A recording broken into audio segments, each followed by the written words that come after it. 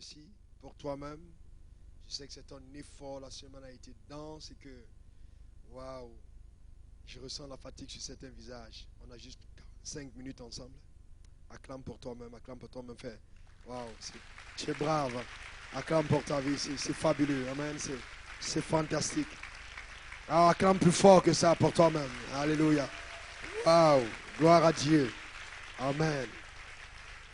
Amen. Alors regarde quelqu'un et dis à la personne qui est juste à côté de toi, Dieu récompensera ton effort. Tourne-toi avec quelqu'un d'autre et dis-le lui, Dieu récompensera ton effort.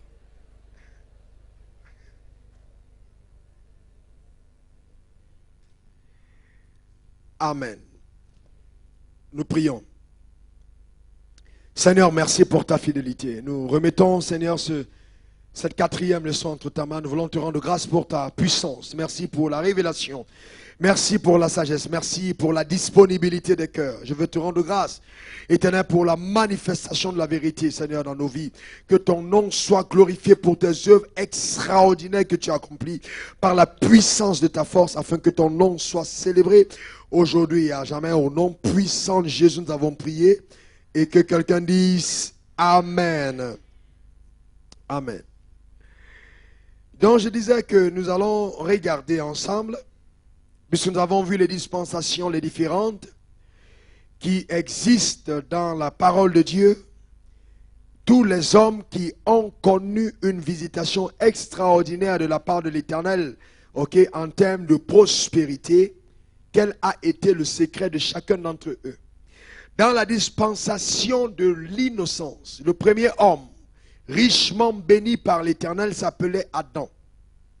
Et il a été prospère, béni. C'était une grâce pour lui. C'est-à-dire qu'il n'a fait aucun effort. Il est né comme ça parce que Dieu a planifié la bénédiction pour lui.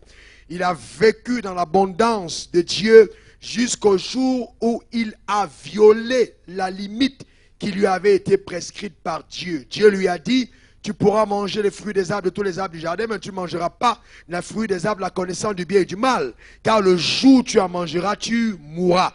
Et il a mangé de ce fruit et cela a stoppé totalement son abondance et sa prospérité. Vous voyez, certaines personnes diront: dans le jardin d'Éden, il n'y avait pas de dîme. Mais je vais vous dire ceci, même s'il n'y avait pas de dîme, il y avait la notion de la limite. Parce que toute liberté sans limite nous conduit à l'esclavage.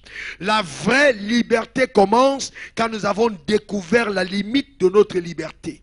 Dans le royaume de Dieu, toute liberté est synonyme d'existence des bornes de cette liberté.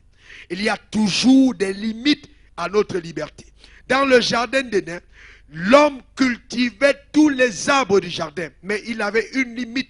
C'était l'arbre de la connaissance du bien et du mal. Donc, il ne pouvait pas manger de fruits de cet arbre.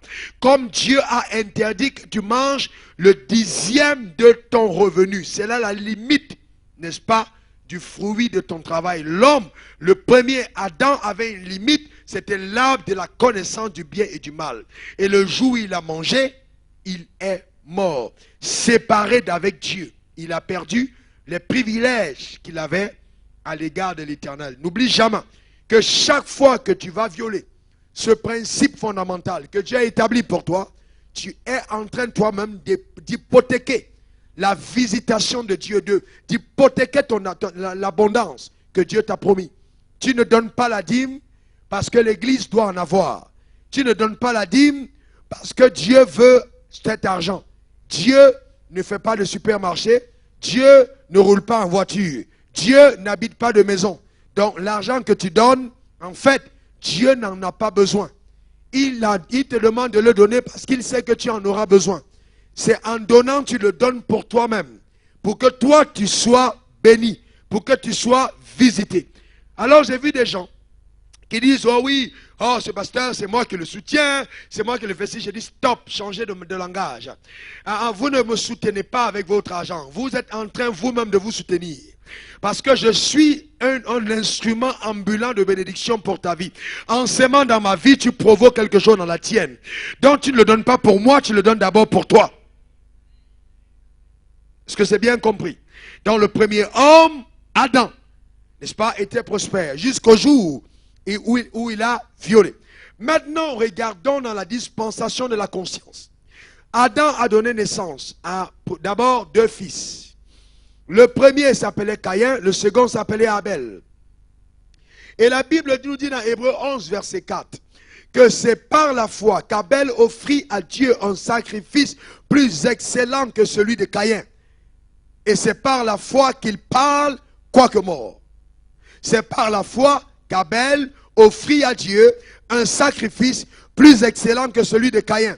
Et c'est par la foi qu'il parle. Suivez-moi bien, quoique mort. Comment est-ce que quelqu'un qui est mort peut réussir encore à parler? Si ce n'est pas l'extraordinaire degré de visitation de Dieu. On dit quoique mort, il parle toujours. Et la Bible dit par la foi, il a donné un sacrifice plus excellent que celui de Caïn. Vous voyez, Caïn n'avait pas donné quelque chose de moins de minable. La Bible dit plus excellent. Ça veut dire que quelque part, ce que Caïn avait donné n'était pas méprisable. Il a apporté des fruits. Il a donné des fruits à Dieu. Et il a dit à Dieu dans tous les cas, voilà Seigneur, moi je suis cultivateur. Hein, c'est que je t'apporte mes fruits. Et vous voyez ce qu'il a donné à Dieu. Il a donné. S'il n'avait pas apporté à Dieu, ses fruits seraient quand même restés pourrir à la maison. Donc il a donné quelque chose à Dieu qui, avec le temps, allait perdre sa valeur. Alors qu'Abel, il a donné autre chose. Il a apporté, n'est-ce pas, un animal de son troupeau à l'Éternel. Et la Bible dit, c'est par la foi. Alors, j'ai commencé à réfléchir, je me dis, mais Seigneur, par la foi, comment ça par la foi? Puisque l'autre, il était cultivateur. Il t'a donné ce qu'il avait. L'autre était éleveur. Il t'a donné ce qu'il avait. Maintenant, tu dis, c'est par la foi que l'autre a donné un sacrifice plus excellent que celui de Caïn.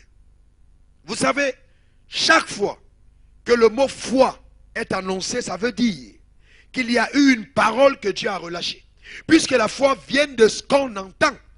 Et ce qu'on entend vient de la parole. Certainement qu'il y a eu un ordre qui avait été donné par Dieu aux deux disant, apportez-moi une offrande. Et donc, Abel est allé dans l'obéissance totale. En apportant à Dieu exactement ce que Dieu lui avait demandé. Et quand il a apporté un animal à Dieu, il a apporté le premier-né de ses brebis, il a apporté un agneau à Dieu, il a donné à l'Éternel. Vous allez vous rendre compte que plus tard, quand Dieu va bénir l'humanité, il va aussi envoyer un agneau. Et ce que Abel avait donné avait de la vie. Il y avait le sang. Le sang, c'est le symbole de l'alliance. Et vous voyez, si vous portez une corbeille de fruits, et vous venez la porter et poser sur l'autel, la corbeille ne va jamais se plaindre. Elle ne parlera jamais. Elle va, mais faites l'expérience. Prenez juste un bélier et faites 20 mètres avec le bélier. Vous allez voir un peu la résistance. Il est têtu, il n'a pas envie de marcher. Vous allez tirer, il vous amène à gauche, il vous amène à droite, il vous amène à gauche, il vous amène à droite. Laissez-moi vous dire ceci. Si votre offrande ne résiste pas quand vous venez la porter à Dieu, il y a de fortes chances que Dieu ne va pas l'accepter comme un vrai sacrifice. Parce qu'il faut que votre offrande résiste. Que ça essaie de vous tirer de l'autre côté. Alors au marché, alors au salon de coiffure, alors acheter la nourriture, alors ici, et puis tu dis, ah, l'hôtel, on y va. Amen. Cette pression d'apporter ce qu'il y a de la vie sur l'autel, c'est ce que Dieu aime. Vous comprenez des personnes qui résistent, n'est-ce pas, à la vie qu'il y a dans leur offrande et disent, je t'amène là où Dieu a voulu que tu ailles. C'est moi qui commande ici. C'est pas toi qui me dis ce qu'on a à faire. Tu as bien compris? Souvent, prenez vos billets de banque et puis regardez le billet de banque. Vous dites, billet de banque, je te regarde, écoute-moi bien. Il faut qu'on soit clair. Je le fais souvent, il faut qu'on soit clair. À la maison, au bureau, je pose et dis, écoute-moi bien. Dollar, euro, CFA, écoutez, yen, écoutez-moi bien. Je vous déclare, par la puissance extraordinaire de Dieu, vous allez servir aux intérêts du royaume de Dieu. Cessez de me perturber, de me troubler avec vos désirs. On va aller faire l'évangile et rien d'autre. Est-ce que c'est bien compris? Et il dit, c'est bien compris, chef. Il dit, ok, je vous ramène dans le coffre. Et je remets et je ferme. Vous savez, ça peut paraître stupide, mais ce sont les actes de foi qu'il faut poser. Il faut parler avec vos offrandes. Vous êtes le maître, c'est vous qui êtes en charge. Il n'y a pas de résistance. Est-ce que vous me comprenez? Vous êtes le chef, c'est vous qui commandez. Vous avez été établi comme autorité sur l'argent et sur les finances. D'accord?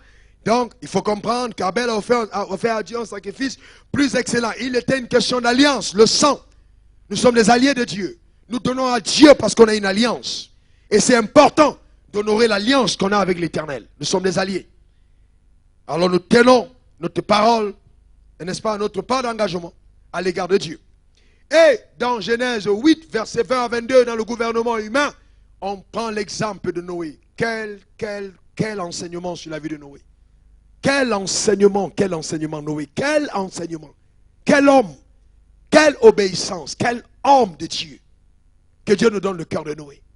Noé, vous savez, vient de vivre une catastrophe incroyable. Il a perdu tous ses voisins. Perdu toutes ses tantes, ses oncles, ses amis. Et imaginez-vous souvent quand vous lisez la Bible, si vous étiez à la place de Noé, il a tout perdu. Il n'est resté qu'entre lui, ses fils, sa femme, ses filles, et les animaux qui sont venus entrer dans l'arche, qui avaient été sélectionnés par Dieu. Et Dieu devait recommencer le monde avec lui. Je vous pose une question. Si Dieu vous dit aujourd'hui, toute la terre disparaît, et vous restez seul, toi, ta femme, tes enfants, tu penses que c'est une vie facile que de n'être qu'avec sa femme et ses enfants, et tous les animaux tout autour, enfermés quelque part, alors que le monde est en train de passer dans la destruction des eaux? Et quand Noé sort de là, regardez ce que la Bible dit, c'est incroyable. Quel homme de Dieu. Waouh. Noé. La Bible dit, verset 20, Genèse 8, verset 20-22, la Bible dit, Noé bâtit un autel à l'Éternel. Il prit de toutes les bêtes pures et de tous les oiseaux purs, et il offrit des holocaustes sur l'autel. Après la catastrophe, quand il est sorti de l'arche. Et la Bible dit, oh c'est incroyable, l'Éternel sentit une odeur agréable, et l'Éternel dit en son cœur, je ne maudirai plus la terre. Qu'est-ce qui a fait que Dieu ait dit, je ne maudirai plus la terre? C'était quoi? C'était quoi? C'était le sacrifice que Noé a apporté sur l'autel. La Bible dit, Dieu a senti l'odeur. Il dit, à cause de ça, je ne maudirai plus la terre. Alors souvent là, je m'attarde souvent et je dis aux gens, écoutez, ah oui, des gens se plaignent, oui, j'ai entendu ça plusieurs fois quand Dieu fait des événements dans les églises, oui, le pasteur il a mangé notre argent. Je dis, mais vous savez, il a mangé l'argent. Je dis, mais vous savez que quand vous apportez une offrande à Dieu, Dieu ne la mange pas. Ce n'est pas Dieu qui mange votre offrande. Si le pasteur a mangé, c'est bien parce que le pasteur c'est le feu qui brûle l'offrande. Et c'est quand il a brûlé l'offrande que Dieu lui respire l'odeur. Il dit c'est bon. si le pasteur n'a pas brûlé l'offrande, comment est-ce que Dieu va sentir l'odeur? Parce qu'il dit, j'ai fait de mes serviteurs des flammes de feu. Donc il faut bien que le serviteur, et vous savez que ce n'est jamais une bénédiction pour une église, ce n'est jamais une bénédiction pour un peuple, que les leaders qui sont établis au-dessus d'eux ne consomment pas les offrandes qui sont apportées. Ils doivent être nourris, être entretenus, prendre soin d'eux par ces offrandes, parce que c'est ce qui va déclencher la visitation de Dieu. Il faut bien, parce que il a fait de ses serviteurs des flammes de feu. Pourquoi? Pour brûler les offrandes.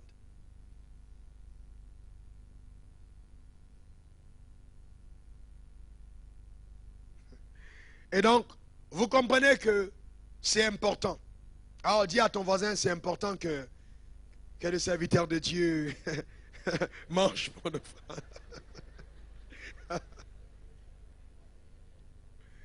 C'est important, vous savez, c'est hyper important, c'est important. Hein? Moi-même, l'église que je dirige, je ne suis pas salarié de cette église. Dieu me bénit de façon extraordinaire ailleurs, il me bénit sérieusement. Mais ce que je fais quand même par mois, je prends $200, ma femme a $100. Nous achetons quand même les recharges de téléphone pour pouvoir appeler les gens avec. Parce que Dieu nous a dit, si vous ne mangez pas une partie de ces offrandes, le peuple ne sera pas béni. Donc il faut absolument que vous preniez quelque chose. Mais c'est vrai que ce que je donne peut peut-être multiplier par 20, par 30 tous les mois à l'église. Mais il faut quand même que je prenne une partie de ces offrandes et que je les consume. Pour que Dieu puisse respirer l'odeur. Et qu'il soit content de ce que les gens ont apporté. D'accord? Donc, Noé a apporté et puis Dieu a respiré l'odeur et il dit, je ne maudirai plus jamais la terre. Elle ne sera plus jamais maudite à cause de toi. À cause de l'offrande qu'il a apportée. Et vous voyez que quand Noé a apporté, il a sélectionné la qualité de ce qu'il apportait. La Bible dit clairement que quand Noé a donné, il a pris des espèces. N'est-ce pas? Il a pris toute bête pure, de tous les oiseaux purs. Il a pris des espèces pures, les oiseaux purs. Il a sélectionné ce qui était agréable. Il l'a déposé sur l'autel. Et Dieu a été d'accord avec ça.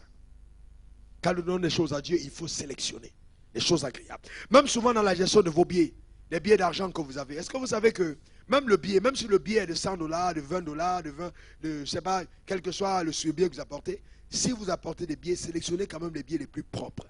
C'est une forme de révérence que vous apportez à Dieu. N'amenez pas, j'ai vu des gens déposer même dans les paniers des faux billets. Je me dis, mais c'est pas possible. Est-ce qu'ils pensent que Dieu est si stupide? Prenez des choses de qualité à apporter. J'ai vu des gens apporter des faux billets dans les paniers. Faux billet, il vient, il dépose. Le billet même que la banque va refuser, c'est ce qu'il dit, bon Dieu, tu vas prendre ça. Toi, il n'y a pas de problème. Ok? Et donc, c'est très important. Et vous voyez, et dans cet enseignement de Noé, laissez-moi vous dire ceci. J'utilise ça quand je fais des séminaires, quand je veux parler aux hommes qui ont tout perdu dans la vie. Je vais vous dire ceci. Le fait d'avoir tout perdu dans la vie ne veut pas dire que Dieu n'est pas sur le point de recommencer quelque chose. D'ailleurs, je vais vous dire quelque chose. Dieu ne permettra jamais que vous perdez tout. Vous pouvez tout perdre à l'extérieur, mais il y a toujours l'arche de votre alliance qui existe. Et dans l'arche de votre alliance, il y a toujours des animaux purs, des animaux impurs. Il y a toujours des dons de Dieu que Dieu a déposés en vous qui existent dans l'arche de votre alliance. Même si le tumulte est dans le monde de vos affaires, vous ne pouvez plus rien faire parce qu'il y a de l'inondation. Parce que tout est détruit, restez dans votre arche. Pendant que tout le monde va dire à l'extérieur, il est fini, elle ne vaut plus rien, elle ne vaut plus ci, faites ceci. Dieu me l'a montré, je suis passé par là. Enfermez-vous dans votre relation avec Dieu. Vous savez, quand les gens regardaient par dehors, ils disaient, oh, Noé est fini, sur la terre. Imaginez les gens regardant, oh, mais Noé c'est terminé. Il n'y a plus rien. On voyait simplement quelque chose qui flottait. Noé même n'était pas visible. C'était l'âge qu'il avait qui était visible. On ne le voyait plus, mais il était dedans. Et il était dedans avec Dieu. Et vous voyez, pendant que tout le monde disait, waouh, c'est fini pour lui, à l'intérieur de l'arche, il voyait comment est-ce que la poule était placée sur les œufs et commençait déjà à couver. Pendant que tout s'était détruit par l'extérieur, quand Noé regardait, il voyait plutôt tout qui se reconstruisait de l'intérieur. Même quand vous traversez une calamité, mettez-vous à l'intérieur et regardez plutôt le mouvement de la reconstruction de Dieu. La girafe avait mis bas à l'intérieur, la lionne était déjà enceinte, le ventre commençait à pousser un tout petit peu. Donc Noé se rendait compte que bon, même si on a tout perdu de l'extérieur, il y a quand même des animaux aussi à l'intérieur qui sont en train de vouloir redonner vie. Est-ce que vous me comprenez?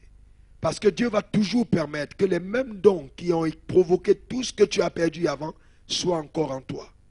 Et avec les mêmes dons, la même capacité, si tu crois en Dieu, garde ton alliance, tu vas te rendre compte que Dieu va commencer à reconstruire toutes choses. Le monde que nous voyons avait connu une catastrophe avant, mais elle a été rebâtie. Il a été rebâti.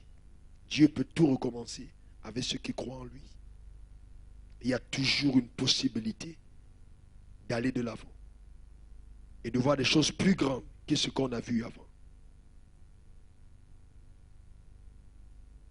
Et pour certaines personnes qui pensent que oui, bon, les gens sont allés plus vite que moi, qu'elle est déjà devenue riche, voilà, et tout, je vais vous dire ceci.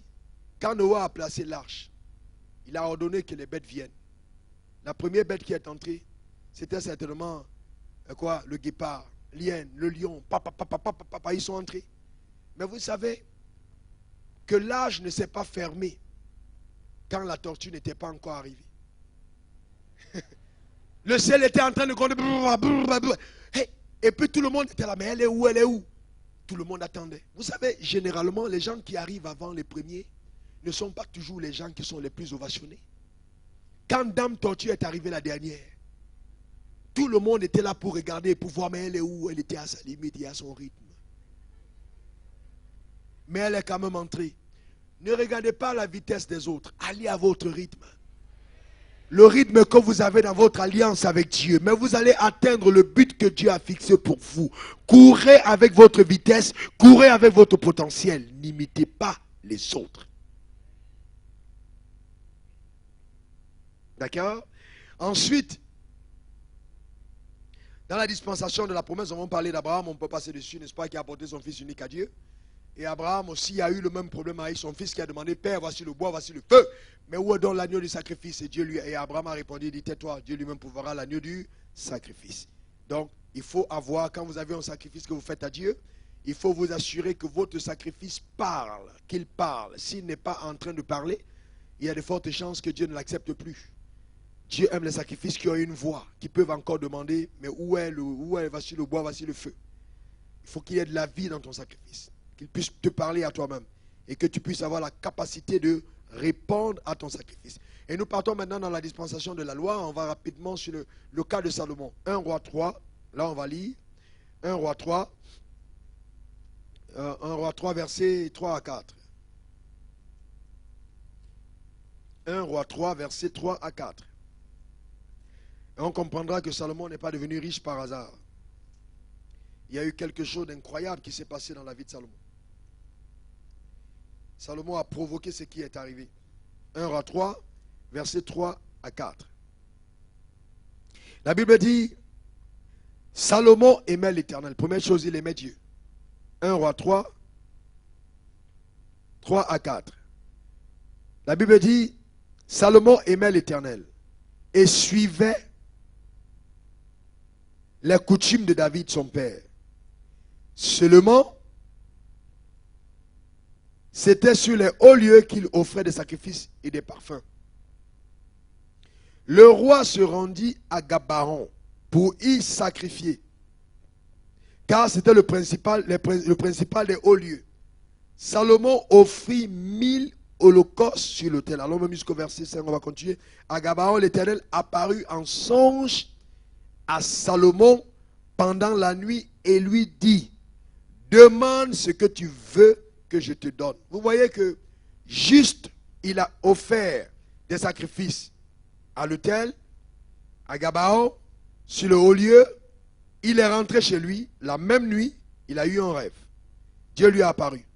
Vous pensez que l'apparition de Dieu dans la chambre de Salomon cette nuit était le hasard? Non. Les 1000 holocaustes que Salomon a apportés sur le haut lieu a provoqué la visitation de Dieu. D'abord, je voudrais que vous sachiez que Gabaon était à 11 km de Jérusalem. Et c'est là où se trouvait le tabernacle de Moïse et l'autel d'airain original. Il a fait 11 km de marche avec 1000 holocaustes. Il est allé donner à Dieu. Et la même nuit, Dieu lui apparaît en songe. Hé Salomon, que veux-tu que je fasse pour toi? Pourquoi est-ce que Dieu lui apparaît? Parce que Salomon a apporté 1000 holocaustes. S'il n'avait pas fait ce sacrifice, il n'aurait pas vu la visitation de Dieu. Vous savez, Dieu ne fait exception de personne, la Bible est claire. Si vous avez vu quelqu'un que Dieu a visité de façon particulière, ne vous dites pas, oh, peut-être que Dieu l'aime plus que moi. Non, allez vers la personne et demandez à la personne, qu'est-ce qui s'est passé pour que Dieu te rende visite de la sorte? Chaque succès a une histoire secrète. Ne regardez pas seulement à l'apparence, allez apprendre à côté le secret de cette réussite. Salomon a offert 1000 holocaustes à l'Éternel. Et vous savez que la Bible dit qu'on te mesure de la mesure avec laquelle tu t'es servi.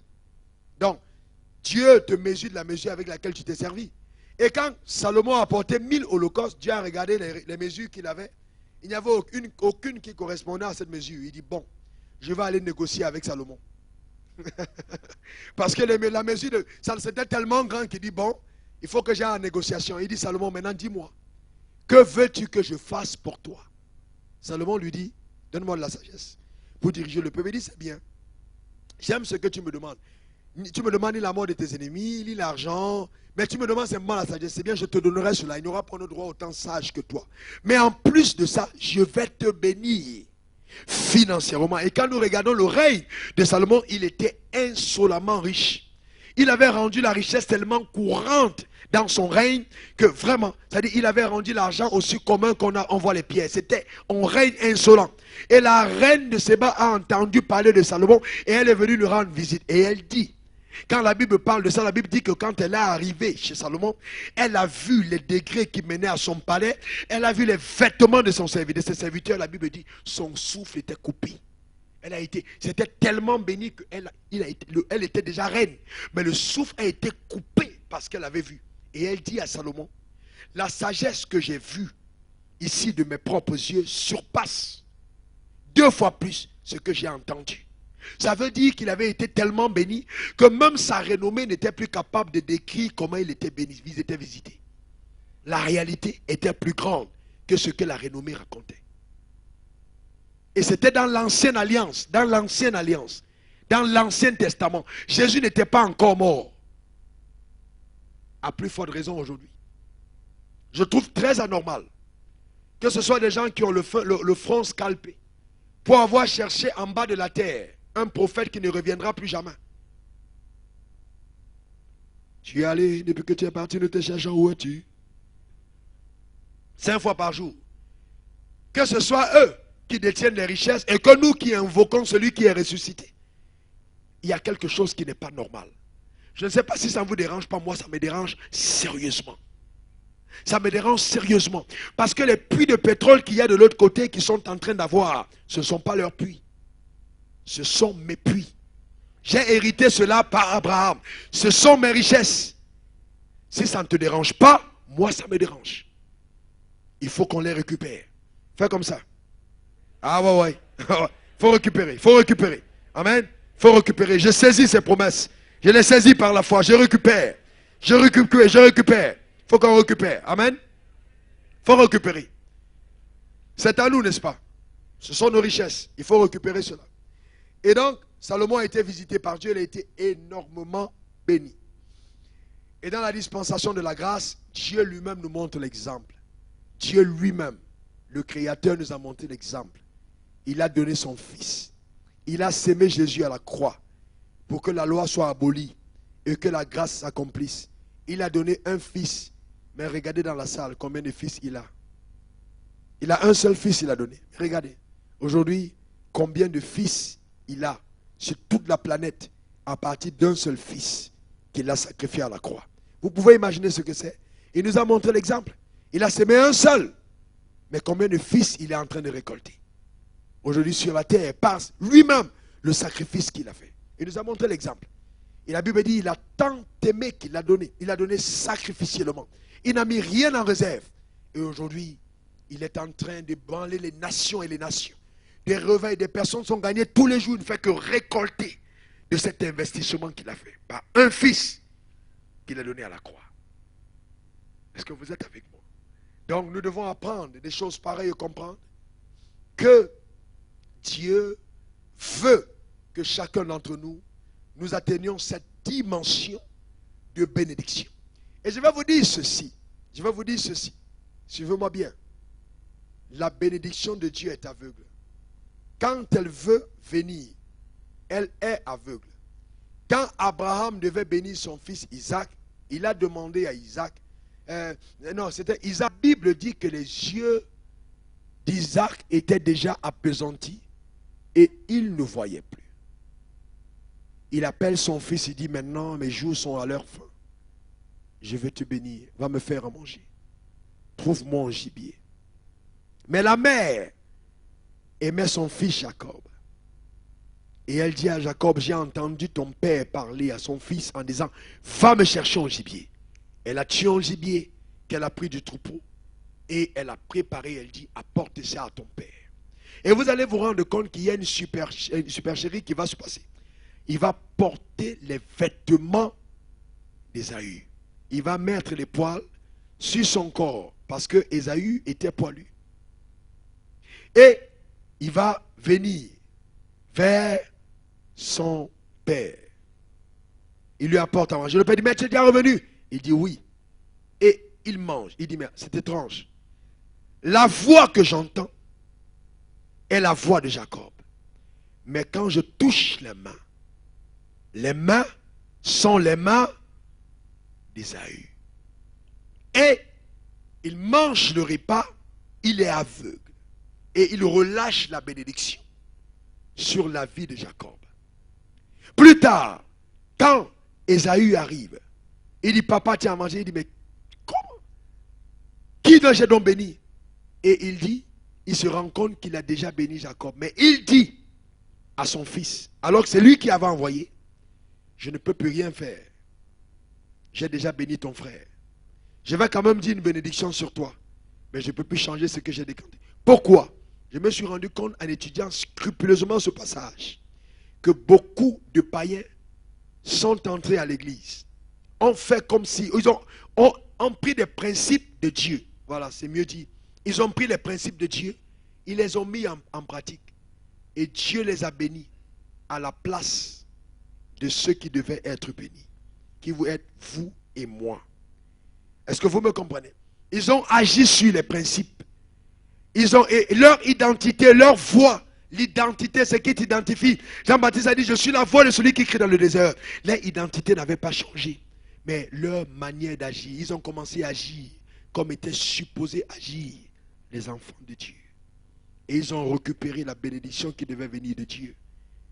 Et ceux qui sont enfants de Dieu par leur paresse, par leur façon de traîner dans ce qu'ils ont à faire, sont arrivés après. Que Dieu t'aide à ne pas arriver après. Qu'aucun païen ne te devance sur le chemin de la promesse. Parce que quand Dieu veut bénir, il ne regarde pas quel est ton sexe, quelle est ta taille, quelle est ta nationalité. Si tu as mis en pratique le principe qu'il a demandé, il va arroser la bénédiction sur ta vie. Parce que ce qu'il attend, c'est que le principe soit activé. Parce que quand il veut te visiter, les yeux sont fermés. Il regarde plutôt à l'activation du principe. C'est pour ça que vous allez vous rendre compte que dans la Bible, Jésus n'a pas donné le ministère à celui que lui, il aimait. Jésus aimait qui? Il aimait Jean. Mais est-ce que c'est à Jean qu'il a donné le leadership? Il a donné le leadership à qui? À Pierre. Pourquoi? Parce que Pierre aimait Jésus. Dieu peut t'aimer. Mais le fait qu'il t'aime n'est pas suffisant pour qu'il te donne ce qu'il a envie de te donner. Mais si toi tu aimes Dieu, alors Dieu te donnera ce qu'il a envie de te donner. Pierre aimait, alors que Jésus aimait Jean. Mais Jean ne l'a pas eu. Mais Pierre aimait Jésus. Et Jésus lui a donné le leadership. C'est ton amour qui va déclencher la visitation. Oh oui, Dieu m'aime, c'est fabuleux, mais est-ce que toi tu l'aimes? Le fait que Dieu t'aime ne suffit pas pour qu'il te donne ce qu'il doit te donner. C'est l'amour que tu as pour lui qui va favoriser qu'il puisse te le donner. Est-ce que toi, tu l'aimes? Est-ce que toi, tu l'aimes? Donc, voilà. Je vais m'arrêter là pour ces cours.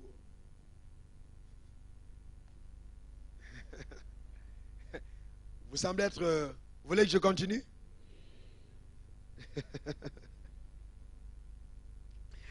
Alors donc, dans les clés de la prospérité biblique, vous devez comprendre ceci. Je vais vous dire ceci. Suivez-moi bien. Vous devez comprendre que bien que vous ayez votre sémence entre vos mains, n'oubliez jamais que pour que cela puisse avoir de l'impact, il faut que la sémence soit bonne, mais il n'y a pas que la qualité de la sémence, il y a aussi la qualité de la terre. Dis après moi la qualité de la terre. Ensuite la qualité de la terre. Une troisième fois la qualité de la terre. Il faut encore trouver la bonne terre sur laquelle vous mettez votre sémence. La qualité de la terre. Si vous mettez une bonne semence dans une mauvaise terre, vous la tuez. Et beaucoup d'entre vous avez gaspillé vos sémences parce que vous les avez mises dans les mauvaises terres. Maintenant, vous êtes dans la bonne terre. J'espère pour vous que vous allez continuer de le faire. Au début de mon ministère, j'étais frustré, très frustré parce que chaque fois que les gens me rencontraient, ils me disaient toujours, oh pasteur, il y a 2 semaines j'étais encore riche, mon bateau vient de couler. Il y a 3 semaines j'étais ici. Je rencontrais toujours les gens qui étaient riches avant. Donc, un jour je suis allé devant Dieu, j'ai commencé à prier, j'ai dit Seigneur. Et je pensais que j'avais un problème sérieux parce que je rencontre, il y a un monsieur. Lui alors vraiment, il m'a rencontré et c'était lui qui avait l'histoire du bateau. Il était riche avant. Il a misé sur un bateau, il ne l'a pas assuré. Le bateau a traversé le Nigeria pour venir au Cameroun. Le bateau a coulé. Le monsieur est devenu pauvre. Et il m'a rencontré, je crois, un mois plus tard ou quelques semaines après. Et il m'accompagnait partout prêcher l'évangile. Quand j'allais, il m'accompagnait. On allait ensemble. Et il était devenu tellement pauvre qu'à la fin, quand on me remettait mon offrande, j'étais obligé de partager avec lui. Et un jour, j'étais choqué, je suis rentré chez moi, je dis, mais Seigneur, les gens se font accompagner par des gens riches, qui ont des grosses voitures, qui ont des comptes en banque. Mais moi, celui qui m'accompagne, c'est celui qui était riche avant. Et j'ai commencé à croire que j'avais un problème. Jusqu'à ce que Dieu m'a dit, non fils, tu n'as aucun problème. Je t'ai accordé un ministère de la restauration. Je t'ai appelé pour amener des personnes qui ont perdu à rentrer en possession de ce qu'ils avaient avant. C'est pour ça que je te fais venir des gens qui n'ont plus rien, parce que ton ministère est un ministère de restauration des vies. Et j'avais compris. Mais gloire à Dieu, ça n'arrive plus aujourd'hui comme ça toujours. Hein. Dieu envoie aussi maintenant des gens qui viennent avec des moyens. Hein, parce que vous savez, c'est bien d'avoir des solutions. Quand vous êtes entouré de gens qui peuvent être des porteurs de solutions par rapport à l'œuvre, c'est une chose extraordinaire. C'est vraiment extraordinaire. Mais Dieu m'avait éprouvé sérieusement pendant ces moments-là. Je rends grâce à Dieu de ce que s'est passé. Ok? Et vous voyez, frères et sœurs, je veux vraiment défier chacun d'entre vous à quitter la base d'être celui qui donne à l'église pour être un investisseur dans le royaume. Parce qu'il y a la dimension où on est en train de celui qui donne, mais il y a des gens qui sont des investisseurs, qui se disent, moi, je suis un investisseur dans le royaume.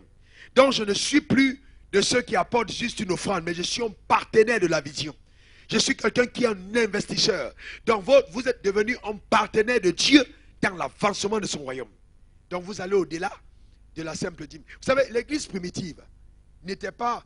Ils avaient surpassé la notion de la dîme. Et il y avait des gens qui vendaient leurs propriétés, qui apportaient tout ce qu'ils avaient au pied du Seigneur. Ils apportaient tout.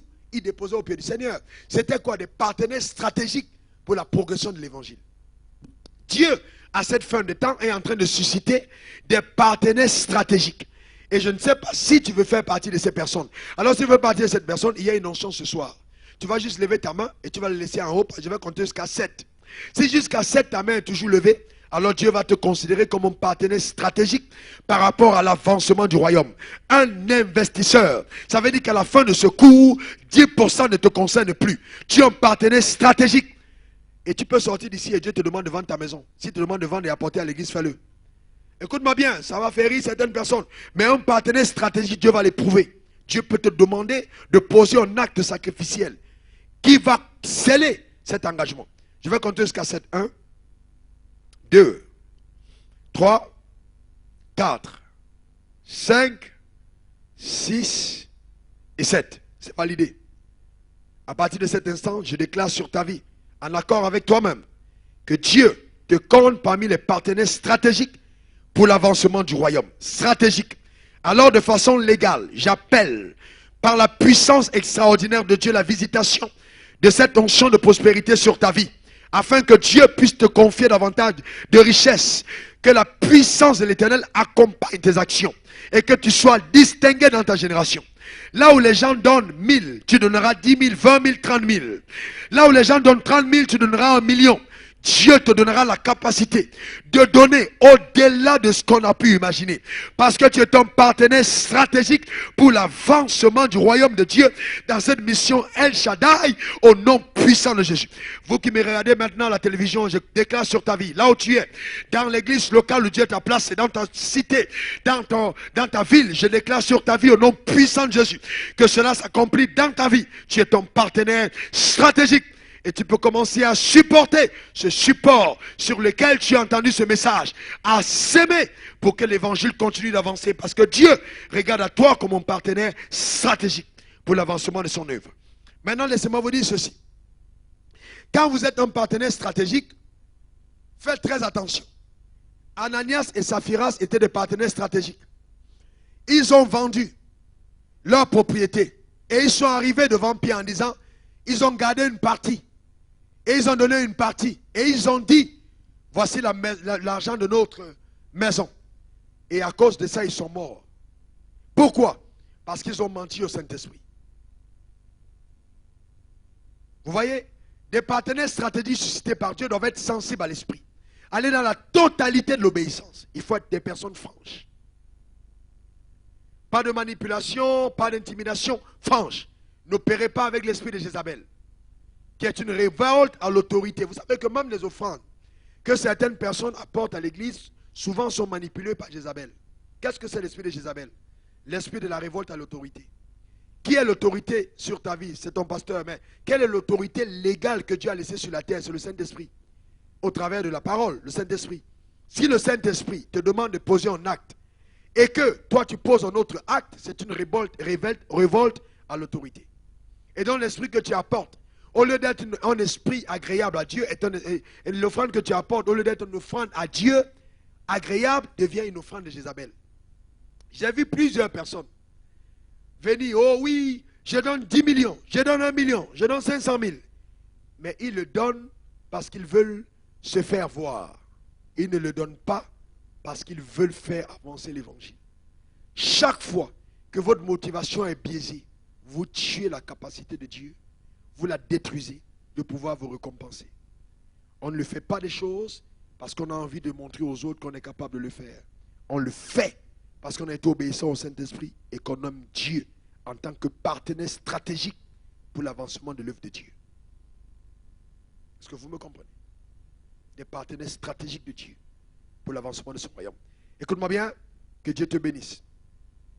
Que Dieu bénisse ta vie. Que ce cours te permette d'aller dans une autre dimension de la manifestation de la gloire de Dieu. Que cela puisse t'aider à marcher d'une manière puissante, je dis bien puissante, dans le domaine des finances. De la même manière que les gens ont imposé des mots aux malades et les paralytiques ont marché, les aveugles ont vu, je déclare que l'onction qui va se manifester dans ta vie va créer un réveil financier, va amener à ton compte bancaire d'être fourni, à tes affaires de prospérer. L'intelligence et la sagesse de Dieu te sont données au nom puissant de Jésus. Qu'il en soit ainsi maintenant et à jamais, et que Dieu te visite et te bénisse davantage. Au nom de Jésus, j'ai prié, et toi tu dis 3 fois Amen, Amen, Amen et Amen. Que Dieu te garde.